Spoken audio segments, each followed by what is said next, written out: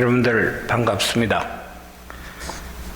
지금 여러 곳 세계 각처에서 재난과 무더위 속에서 지내고 있는 이때 이렇게 시원하고 아름다운 성전에 모여서 예배 드릴 수 있는 것은 우리의 큰 축복이라고 생각을 합니다.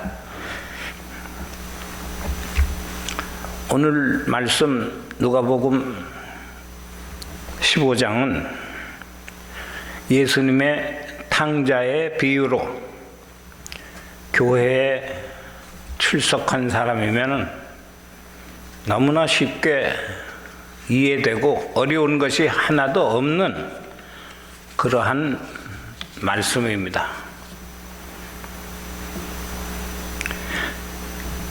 재산을 탕진하고 방탕했던 아들이 돌아오기만을 아무 기약 없이 기다리는 아버지의 모습을 볼 수가 있습니다.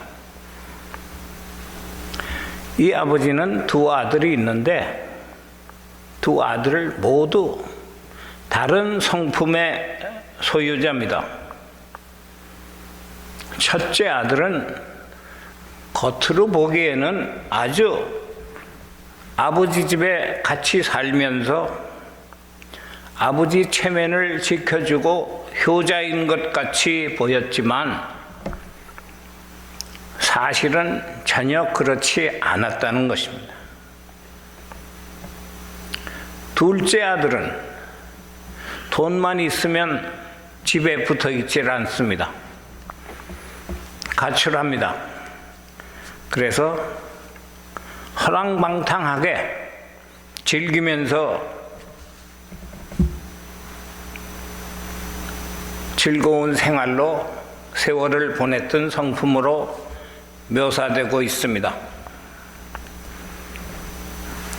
이 본문을 보면은 이 아버지는 자녀 교육을 그렇게 잘 시켰다고 볼 수가 없습니다. 자녀들이 특히 아들은 믿음직하거나 듬직한 사람으로 보여야 할 텐데 전혀 그러한 장면이 나오질 않습니다. 우리말로 속 쉽게 말해서 자식 농사에 실패한 아버지였습니다. 우리가 이 내용을 가지고 구약을 보면은 자녀 교육에 실패한 대표적인 사람이 구약에도 있습니다. 바로 다윗 왕입니다. 사무엘서 하를 보면은 다윗의 아들 압살롬이 아버지의 왕권을 탈취하려고 시도한, 또 다른 아들 암논은 아버지의 망신시키는 일을 하고 자기 탐욕을 위해서 지저분 짓을 또 하는 것을 계속 볼 수가 있습니다. 이 두 아들은 결국 근위병에 의해서 죽음을 당하고 맙니다. 다윗의 생존한 의부 아들 아도니아라는 아들 역시 아버지의 왕권을 탈취하기 위해서 또 시도하다가 결국은 아도니아의 동생 솔로몬이 아버지의 왕권을 이어받아서 왕위가 된 후에 또 처형시키고 맙니다. 열왕기상 1장에 보면 아버지 다윗 왕은 이 아도니아를 한 번도 섭섭해하거나 훈계하거나 꾸짖는 일이 없었다고 했습니다.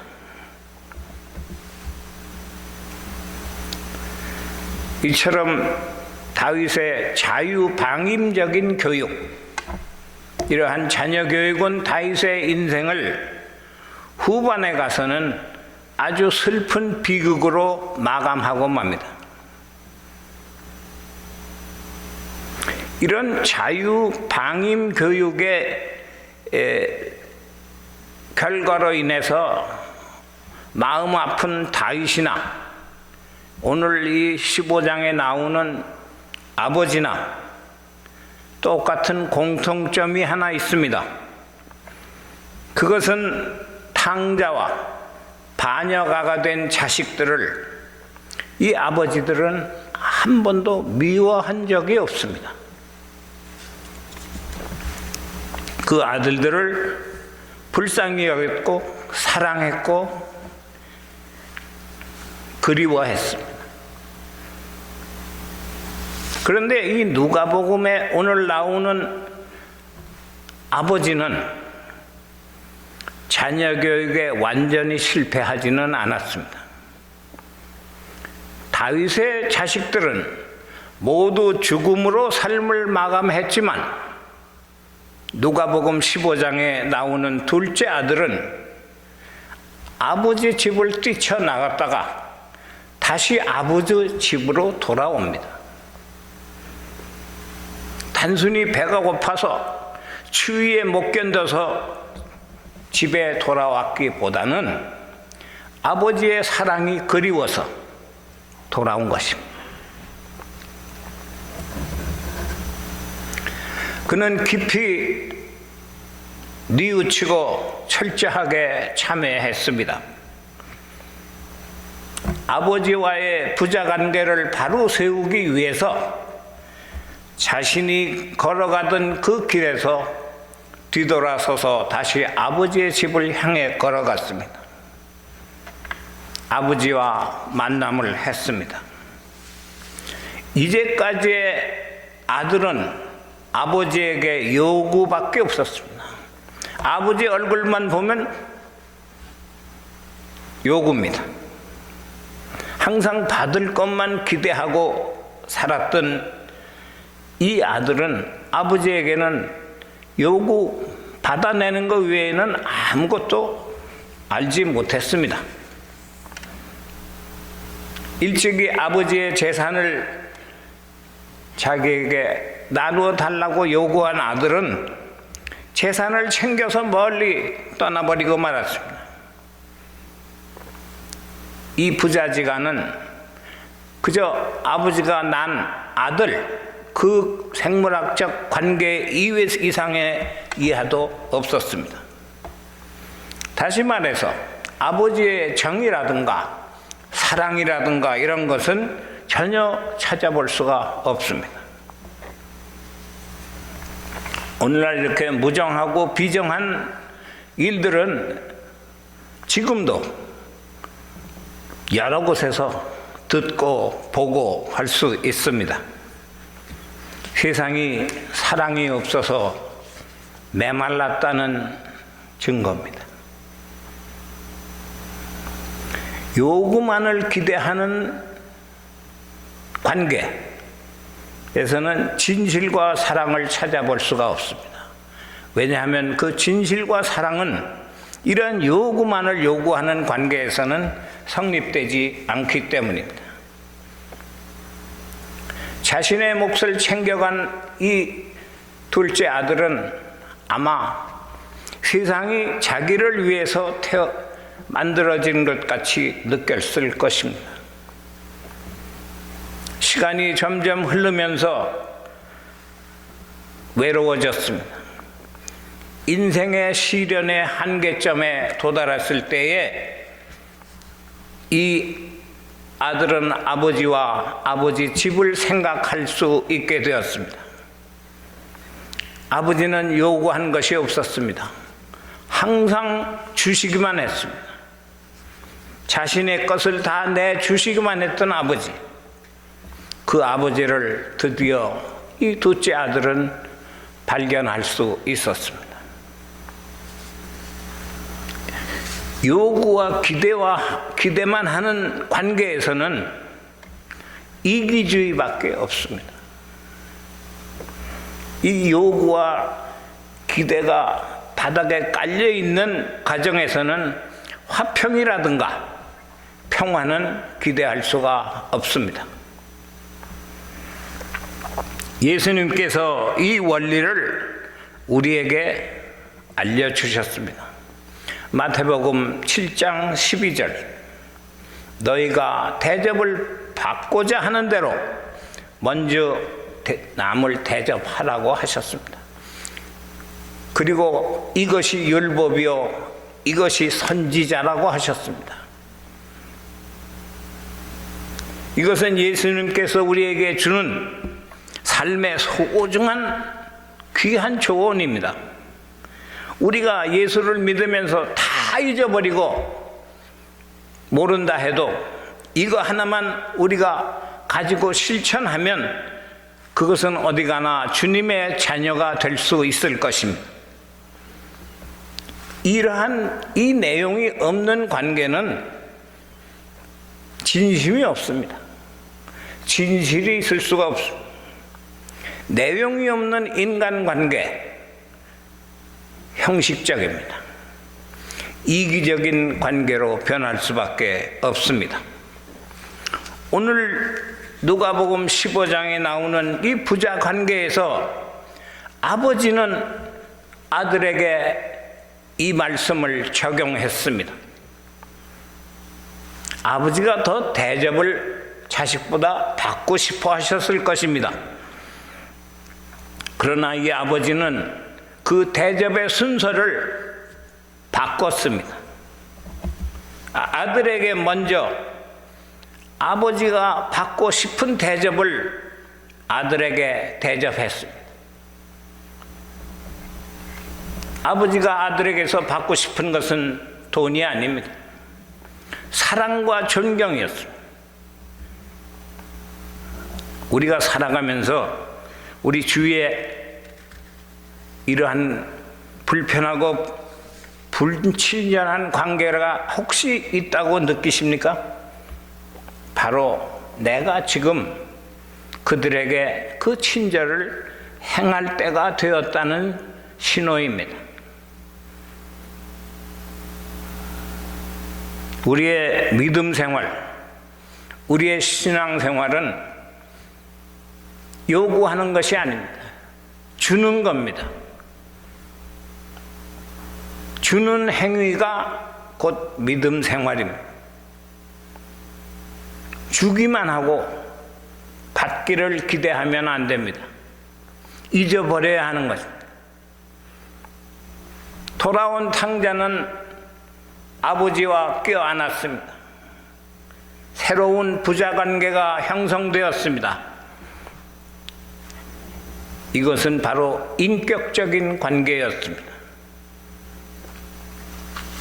인격적인 관계에서는 요구가 거의 없습니다. 주는 일만 극대화되는 사회입니다. 한편 아버지 집에서 살고 있던 큰아들,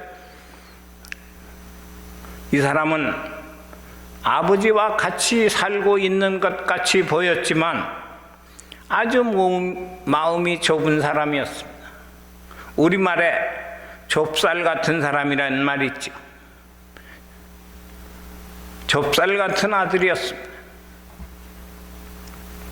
동생이 돌아온 것을 기뻐서 잔치를 베푼 아버지의 마음과 행동을 전혀 이해하지 않았습니다.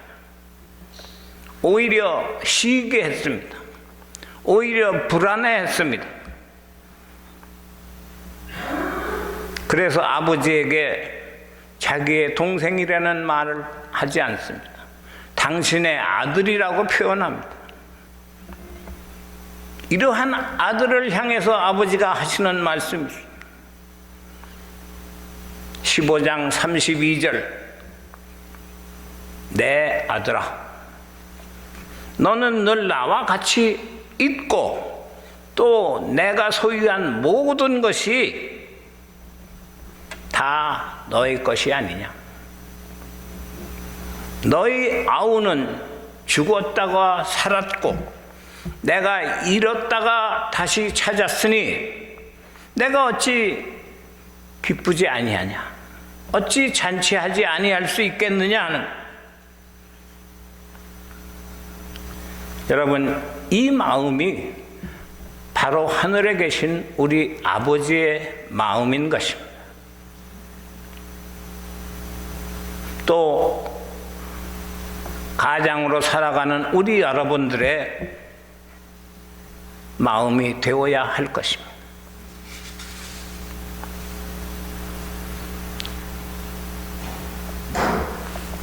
영국의 18세기의 시인 조지 바이런이라는 젊은 시인이 있었습니다. 이 사람이 이러한 말을 남겼습니다. 저는 요즘 너무 괴롭습니다. 내가 젊어서 너무 욕심과 기대로 심은 그 씨앗이 자라서 어떤 열매를 가져올 것을 생각하지 않고 심어버렸습니다. 결국은 이것이 가시돋친 열매로 자라서 저는 요즘 그 가시에 찔려서 몸에서 피가 나는 고통으로 매일 탄식과 후회로 지나고 있다고 했습니다. 이 시인은 결국 40년을 넘기지 못하고 세상을 하직했습니다. 우리 모두는 이 바이런 시인의 한탄과 후회를 이해할 수 있어야 합니다. 또한 우리 자신의 일이기도 합니다. 욕심은 자라서 죄가 되고 죄가 자라면 죽음에 이른다는 것. 갈라디아서 6장 7절 후반의 말씀. 사람이 무엇으로 심든지 그대로 거둔다고 했습니다. 오늘 우리 주일 아침에 주님께서 우리에게 물으십니다. 너는 나의 몇째 아들이냐? 우리가 늘 주님과 동행한다고 하면서 전혀 하나님의 주님의 뜻과 마음을 헤아리고 살고 있는지, 내 좁은 생각으로 내 주장대로 살고 있지 않는지, 아니면 아예 아버지의 품을 떠나서 내 마음대로 살고 있지는 않는지.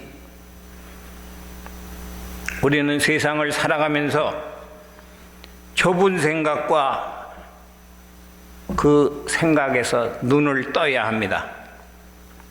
어떤 사람은 웬 이런 아름다운 장미꽃에 웬 가시가 이렇게 많으냐고 불평하는 부정적인 시각으로 보는 사람도 있고, 어떤 이는 이 많은 가시에 어떻게 이렇게 아름다운 꽃이 여기서 필 수가 있는가? 감탄과 긍정의 눈으로 볼 수 있습니다. 똑같은 것입니다. 우리가 부정으로 보느냐 긍정으로 보느냐. 주님께서 이것이 내가 가진 모든 것이 다 너의 것이다 라고 말씀, Everything I have is yours. 부정적으로 살아가는 사람에게는 이해가 되지 않는 말입니다. 서양 속담에 벌레의 눈을 가진 민족은 망하고 새의 눈을 가진 민족은 흥한다고 했습니다. 일찍 일어나는 새가 벌레를 잡아 먹는다는 말도 있습니다. 새의 눈을 가지고 사는 사람, 무언가 새로운 진리를 찾아보는 사람들.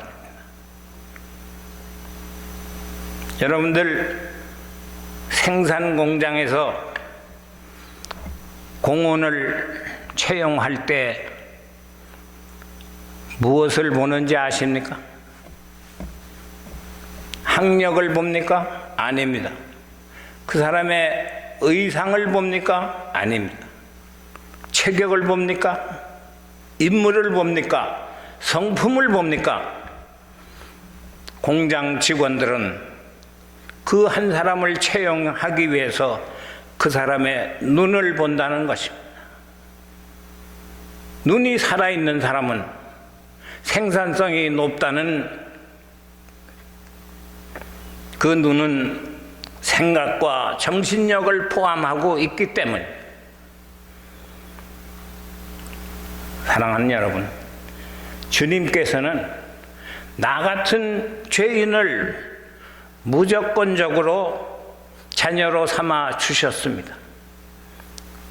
우리 모두 새의 눈을 가지고 주의 나라와 이웃을 위해서